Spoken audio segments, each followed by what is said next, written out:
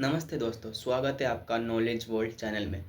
सोचो एक देश जो 1980 में दुनिया का फ्यूचर था, जिसकी कंपनी सोनी, टोयोटो और निंटेंडो दुनिया पर राज करती थी।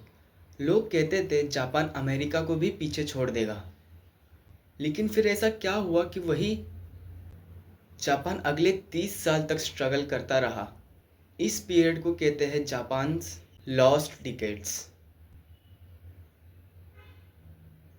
आज हम समझेंगे जापान रुक कैसे गया।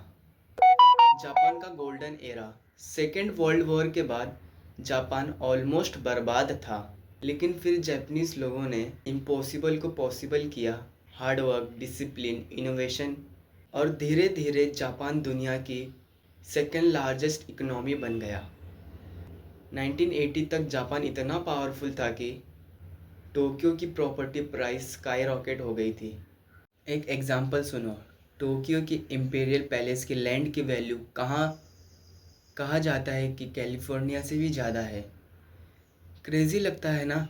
सबको लगा जापान अनस्टॉपेबल है, लेकिन यही प्रॉब्लम थी। ग्रोथ नेचुरल नहीं थी, वो एक बबल थी। स्टॉक मार्केट ओवरवैल्यूड और 1990 में बूम, बबल फट गया। स्टॉक मार्केट ऑलमोस्ट हाफ हो गया, प्रॉपर्टी प्राइस गिर गया, लोगों की लाइफ सेविंग गई, कंपनीज डेट माउंटेन बन गया, और वहीं से शुरू हुआ जापान का पेन।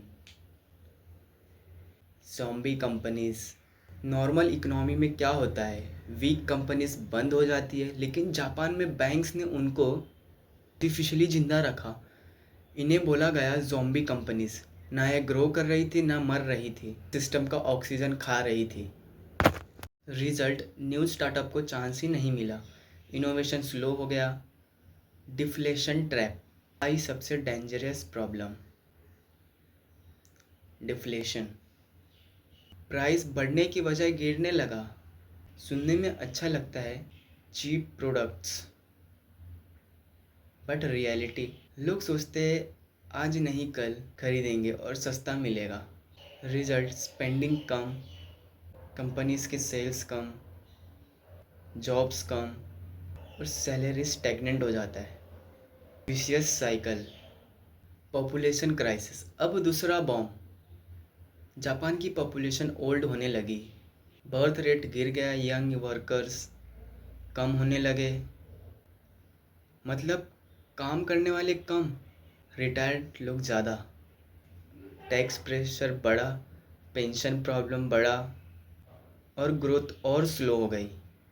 आज भी जापान वीक नहीं है, टेक्नोलॉजी स्ट्रॉन्ग है, कल्चर स्ट्रॉन्ग है, कंपनी स्ट्रॉन्ग है। 2026 में इकोनॉमी ने रिकवरी का साइन दिखाया था, लेकिन चैलेंजेस अभी भी है। Aging population, high debt, slow productivity. ये नहीं है जापान गिर गया, क्वेश्चन ये है क्या जापान वापस रिकवरी कर पाएगा। जापान की स्टोरी हमें ये पावरफुल लेसन देती है कि कभी कभी बिगेस्ट डेंजर फेलियर नहीं होता, ओवर कॉन्फिडेंस होता है। जब सबको लगता है कि हम कभी नहीं गिरेंगे, तभी गिरने का चांस सबसे ज़्यादा होता है। अगर वीडियो पसंद आई है तो चैनल को सब्सक्राइब ज़रूर करना। मिलते हैं अगले वीडियो में, तब तक के लिए गुड बाय।